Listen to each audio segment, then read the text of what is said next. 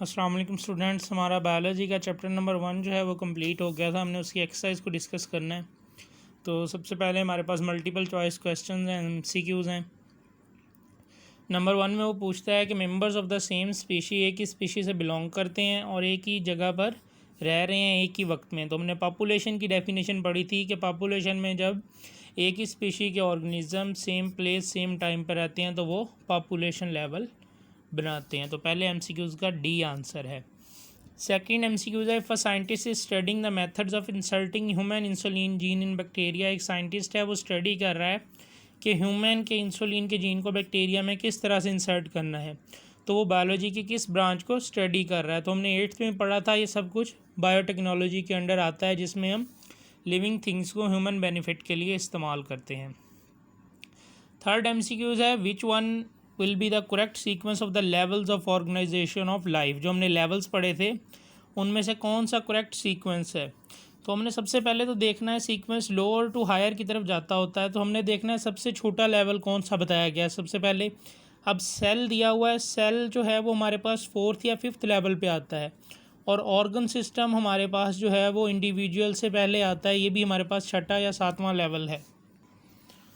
तो जो हमारे पास ऑप्शन बी है, इसमें हमारे पास सबसे पहले मॉलिक्यूल बताया गया है, और मॉलिक्यूल मिलके टिश्यूज़ नहीं बनाते, बल्कि मॉलिक्यूल जब मिलते हैं तो हमारे पास ऑर्गेनली बनते हैं, ऑर्गेनली से सेल, सेल से टिश्यू, ऑर्गन, ऑर्गन सिस्टम और फिर इंडिविजुअल। तो इसमें हमारे पास सी ऑप्शन जो है वो करेक्ट सीक्वेंस है। उसके बाद नेक्स्ट हमारे पास जो MCQs है वो है, which of these major bio elements is the highest percentage in protoplasm. Protoplasm बोलते हैं सेल के अंदर जितनी भी चीज़ें मौजूद हैं, न्यूक्लियस प्लस साइटोप्लाज्म, सबको इंक्लूड करने के बाद तो कौन सा ऐसा बायो एलिमेंट्स है। हमने जब बायो एलिमेंट्स पढ़े थे तो हमने बताए थे टोटल 6 हैं जो मिल के 99% बना रहे हैं हमारी बॉडी का, और उसमें जो ऑक्सीजन है वो सबसे ज़्यादा 65% बनाता है। तो इसका जो आंसर है वो सी ऑप्शन है। उसके बाद नेक्स्ट MCQ है हमारे पास, which of the following group include organisms all of which are absorptive in their nutrition. इन नीचे 4 ग्रुप्स बताए गए हैं, इनमें से वो कहते हैं कौन से ग्रुप में ऐसे ऑर्गेनिज्म होते हैं जो अपनी न्यूट्रिशन में, न्यूट्रिशन का मतलब है कि वो जो फूड इनटेक करते हैं, खुराक खाते हैं, उसमें अब्जॉर्प्टिव हैं। अब्जॉर्प्टिव का मतलब फूड को अब्जॉर्ब करते हैं, अब्जॉर्ब करने के थ्रू खाते हैं। तो फंजाई ऐसे ऑर्गेनिजम्स हैं जो फूड को अब्जॉर्ब करते हैं, ये आप 3rd चैप्टर में पढ़ेंगे भी। तो इसका आंसर डी है। उसके बाद 6th हमारे पास MCQs है, similar cell organize into group and performing same function we know are known as. जो सिमिलर सेल्स हैं और एक जैसे ही फंक्शन परफॉर्म कर रहे हैं तो सेल्स मिल के हमारे पास टिश्यू लेवल बनाते हैं जो एक जैसा काम कर रहे हों। उसके बाद नेक्स्ट जो MCQs है वो है, which of these tissue also make the glandular tissues in animals. हमने जब ऑर्गन सिस्टम और ऑर्गन सिस्टम लेवल की बात की थी तो उसमें हमने पढ़ा था स्टमक एग्जाम्पल के, स्टमक में जो एपिथेलियल टिश्यूज़ होते हैं उन्हीं को ग्लैंडुलर टिश्यूज़ कहा जाता है। पीछे जाके उस टॉपिक को भी पढ़ सकते हैं। तो इसका जो आंसर है वो हमारे पास ए ऑप्शन है। फिर 8th MCQs है, the level of organization that is less definite in plants. हमने पढ़ा था कि organ system level is less complex in plants but more जो कॉम्प्लेक्स इन एनिमल्स। क्योंकि एनिमल्स में मूवमेंट जो है वो ज़्यादा होती है। तो ऑर्गन सिस्टम लेवल इसका आंसर है। नेक्स्ट क्वेश्चन है, what is true about Volvox. Volvox के बारे में कौन सी चीज़ ट्रू है। वो यूनिसेलुलर प्रोकैरियोट है।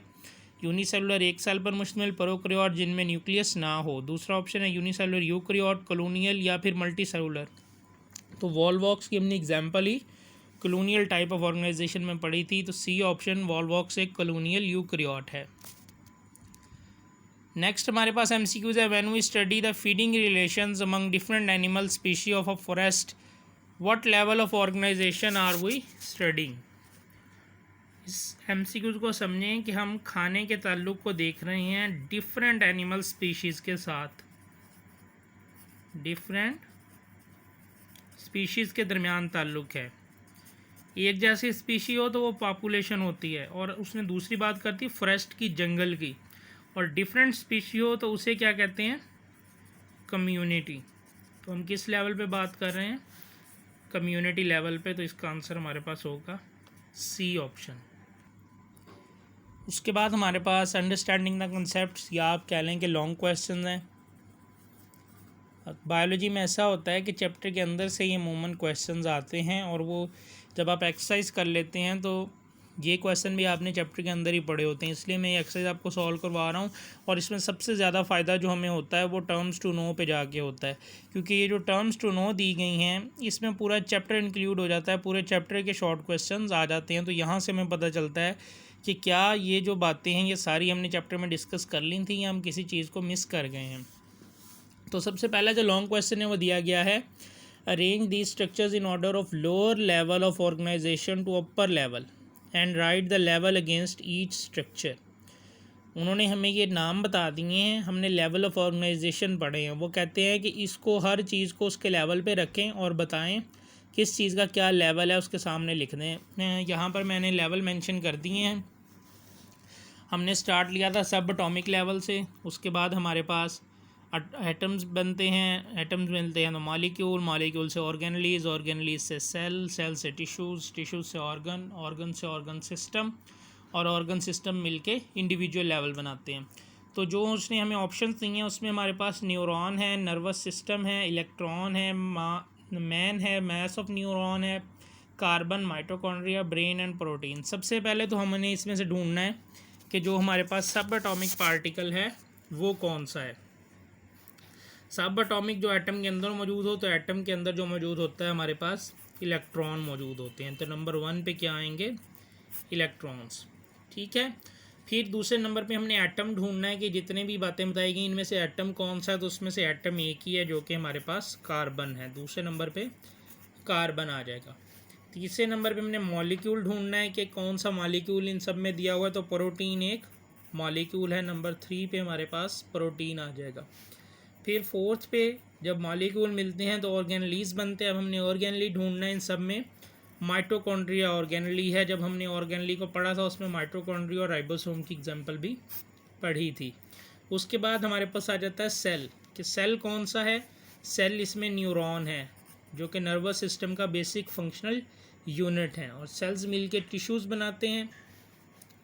टिश्यूज़ हमने क्या कहा था, जब बहुत सारे सेल्स इकट्ठे हों, तो बहुत सारे सेल्स का क्या मतलब है, मास ऑफ न्यूरॉन, यानी कि बहुत सारे न्यूरॉन, न्यूरॉन का बहुत सारा वेट है। बहुत सारे सेल्स इकट्ठे हैं, जब बहुत सारे सेल्स इकट्ठे हों तो वो टिश्यूज़ बनाते हैं। उसके बाद ऑर्गन की बात हो रही है, तो इसमें ऑप्शन दिया हुआ है ब्रेन जो है हमारा एक ऑर्गन ही है, और ऑर्गन सिस्टम कौन सा है, वो हमारे पास नर्वस सिस्टम दिया हुआ है। नर्वस सिस्टम के अंदर जो ऑर्गन्स मौजूद होते हैं वो ब्रेन होता है। और मुख्तलिफ जब ऑर्गन सिस्टम मिलते हैं तो इंडिविजुअल बनता है, और लास्ट हमारे पास मैन ही बचता है, तो मैन एक इंडिविजुअल है। तो इस तरह से 1 2 3 4 5 6 7 8 9, ये 9 चीज़ें हमसे पूछी हैं, इनकी ये तरतीब होगी, इस तरह से ये आएंगी।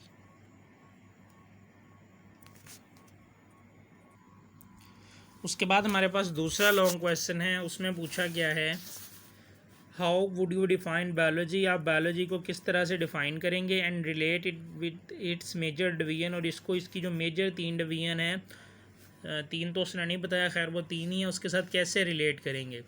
तो इसके आंसर के लिए आपको पेज नंबर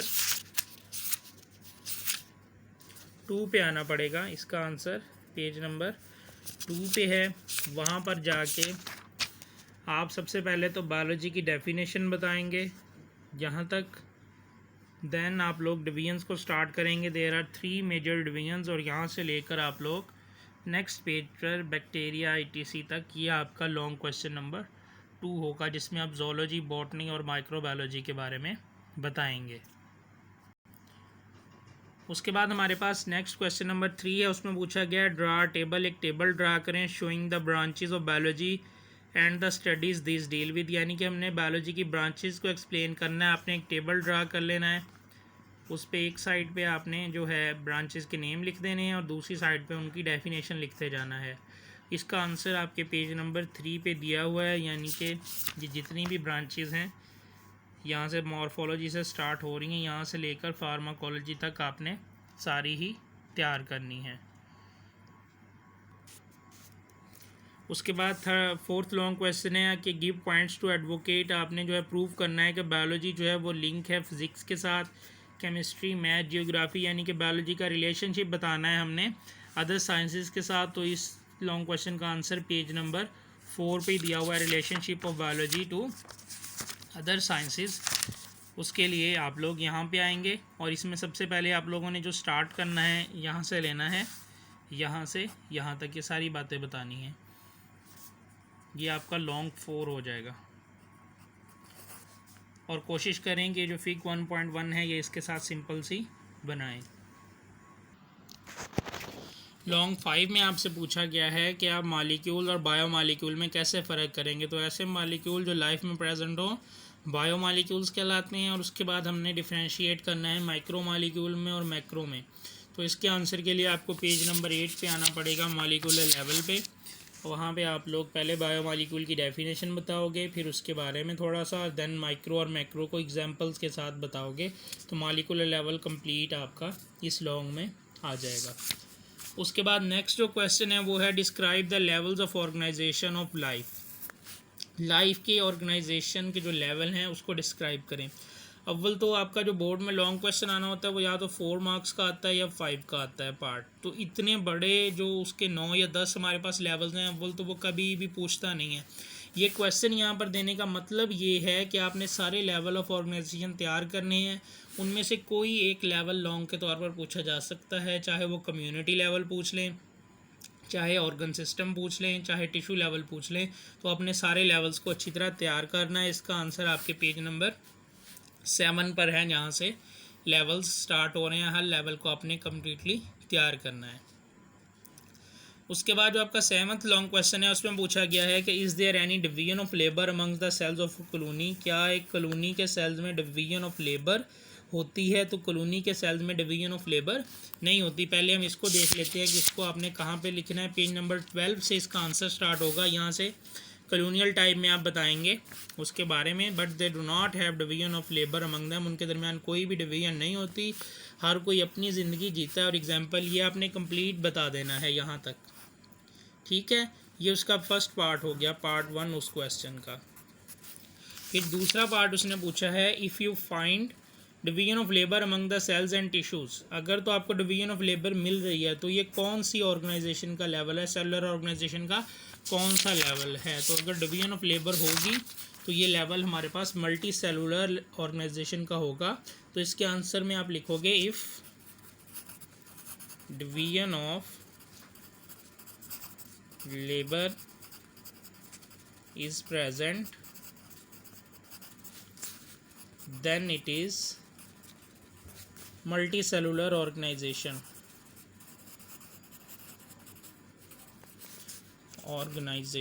इसको डिटेल पूरा करके फिर आपने मल्टी सेलुलर ऑर्गेनाइजेशन के बारे में बता देना है। यहाँ तक मस्टर्ड प्लांट और फ्रॉग को आपने इस लॉन्ग क्वेश्चन में एक्सप्लेन नहीं करना। मस्टर्ड प्लांट और फ्रॉग अलग से लॉन्ग क्वेश्चन आ सकते हैं।